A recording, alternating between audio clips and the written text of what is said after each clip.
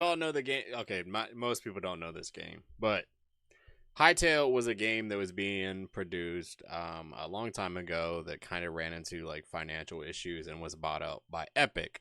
And then Epic started turning into a complete shit show of a game. So, and then eventually Epic said, yeah, we're not going to release this fucking game. So the original developers and creators of this game said, yo, let us buy the fucking game back. We want the game back. Please give us the game back. We'll we'll buy it back. So they did that. They let them buy the game back, and now the original developer has control of the game again. So they're planning on bringing the game back out. So slow video, short little video going over what they plan on doing, and it's kind of a shocker how much they're going to release the game for. I was kind of expecting a lot more, but it's essentially a more developed and a more three-dimensional version of Minecraft.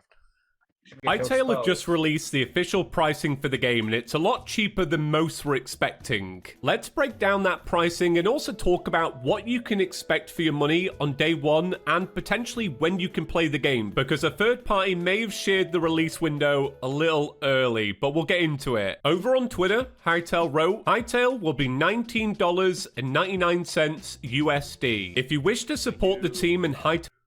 Alright, now we can go to that fucking tower. Which is $19.99 for a game nowadays is impressive. That's a indie game right there. Yeah. Well, the developers behind Hytale are indie, so yeah. I mean, but this game had so much promise when they first launched it because they had the Minecraft community behind it and they were so excited about it. Mm-hmm. Hytale's development, we will be offering a supporter and founders pack that offers cosmetics like capes, hats, and more. A standard copy of Hytale on pre-order is $19.99. The supporter pack will be $34.99, and Cursebreaker founders pack. That's a massive jump. $34.99 to $69.99. That's a massive jump. Yeah, but they must be giving you some fucking pretty nice shit. Oh yeah, you're getting cool cosmetics and shit like that. There's been times where I bought these cheap games, I played it, I liked it so fucking much, I actually went back into the Steam and got the upgrade. Yeah, I was like, yeah, let me actually really support this shit because this is a fucking awesome ass thing. I forget. I did that one with what was the game? I stopped playing the game. It was another MMO that I played. I just completely stopped playing the MMO after I bought all the supporter shit and everything else. It'd be like that. That's It how do- it will was be with, 60 Throne in Liberty. Throne in Liberty was such a fucking amazing game for me. I bought all of the shit for it. Bro, I dropped like $120 on that game, and I regret it. I don't regret anything. $99.99. When you think about Hytale, you start to think about all of the years of development and all the money it took to re-buy Hytale back from Riot. With the amount of hype the game has right now, I think most people would be more than comfortable spending $20. Personally speaking, I would be more than happy to pre-order Supporter. With Cursebreaker, I'd probably want to see what the game is like before I spend $70, but $35, I think that's more than worth it. They have already said that you can upgrade your purchase down the road, so if you fall... Oh shit, the trees. Look at the trees when you fell them. Worth it. They have already said that you can upgrade your purchase down the don't have to road, chop the so whole if you fall in love fucking with Hytale and you really want Cursebreaker, you can just upgrade to it. How good is that? Now, for your money, what can you expect? Well, going back to the Hytale Saved blog post, the game will launch on Windows with Linux and Mac to be attempted and other platforms much later. Exploration mode, creative mode, and modding will be available at launch. And minigames and adventure mode will come later with a dedicated team for minigames. Now, in regards to modding, we got a full blog post last night that broke down some of the modding capabilities that are going to be available. At launch, I like that little raptor. I've seen Vintage Story before. I just never picked it up. I saw it. I want to say on Steam. It popped up for me. that are going to be available. At launch, though, players will have access to the Hytale Asset Editor, which is an editor for data assets. It supports most asset types with notable limitations around NPCs, world generation, and interactions. An asset graph editor, described as an unfinished internal editor, they used as a temporary solution for world generation, creative tool brushes, NPCs, and hopefully much more. Machinima tools, which are the tools that we used to create the trailer back in 2018, and creative tools, an interactive suite of tools to modify the world and express your creativity. They've said there'll also be a Blockbench plugin, which you can use to create Hytale compatible models, textures, and animations directly in Blockbench. Whether that's What? They're going the Minecraft route of letting people create the mods and shit, and then they eventually implement the shit into the game. Hey, that's an amazing tactic. Have your fucking community work on what they actually want. Yeah. Yep. And then you just implement it. Yep. Except for Power World needs to introduce a fucking mini map. That's one of my biggest complaints of Power World is there's no fucking mini map.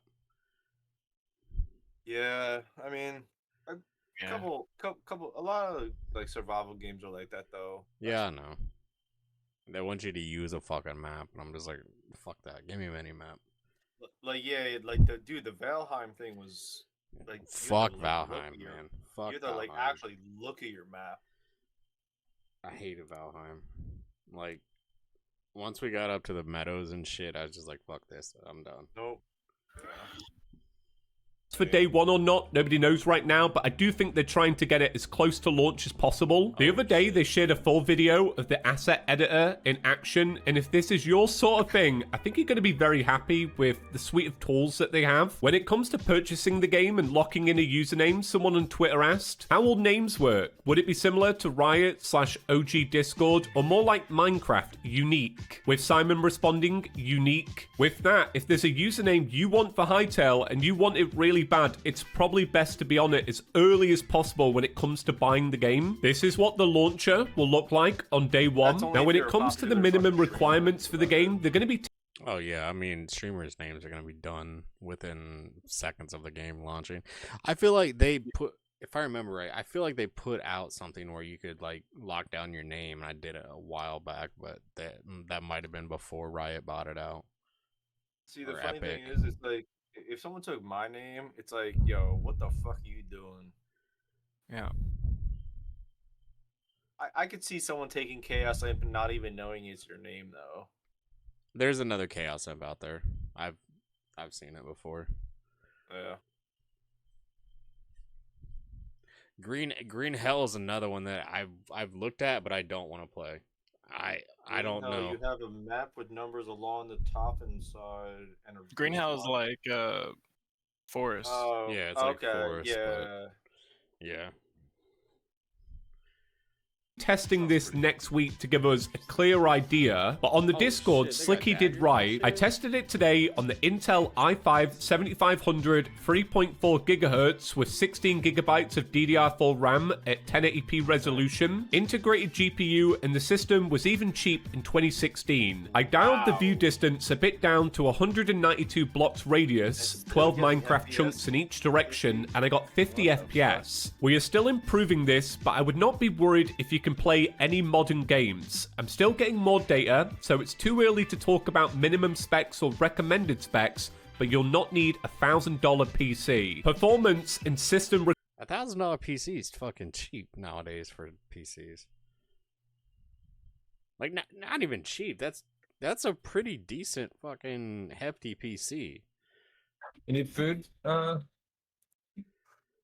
Requirements was one of my biggest concerns for Hytale, and I think that goes back to the fact that Riot tried to move over to a new engine. Now, I believe that was to give a more seamless experience across console, mobile, and PC, but it always had me worried that the old engine just wasn't optimized. Don't get me wrong though, you might have to like bump down the resolution. I'm not expecting this to be super optimized. Now, in that modding blog post, in the custom UIs section, they wrote, we are in the process of ripping out 2 of them and consolidating on Gnosis GUI. Gnosis Technologies have been extremely helpful to us, and we want to acknowledge their role in helping make Hytale possible. Earlier today on Twitter, Gnosis wrote, "Finally we can share more about the continuation of this incredible collaboration. We're thrilled to see what's coming next, and it's not months away, it's weeks." What we have right there is a potential release date for when this early access is going to drop. It's not months away, it's weeks. That said, this could be referring to when Hytale are going to share updated screenshots that feature their collaboration with Gnosis. But based on how quickly all of this implementation is happening, whether accidentally or not, I think they've just shared the release window of Hytale. Even after all this, there's still so much we don't know about the game, so if you do want to keep up to date with all things Hytale, make sure to hit the subscribe button. Honestly, the developers never stop tweeting and sharing new things, and if you don't want to have to follow all of it,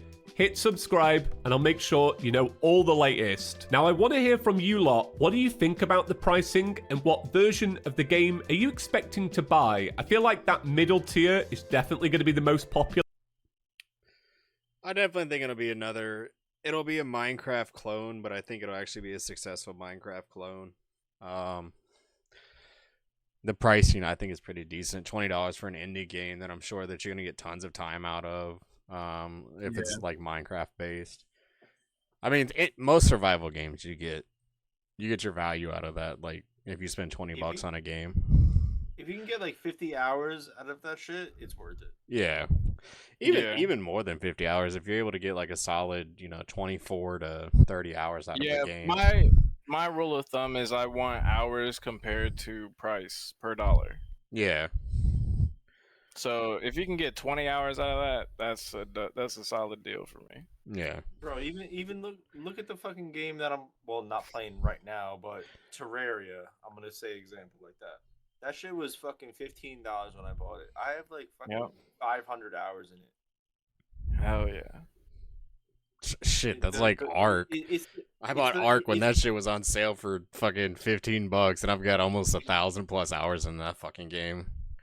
The amount of replay value that they come with, that's where it comes down the line. Like,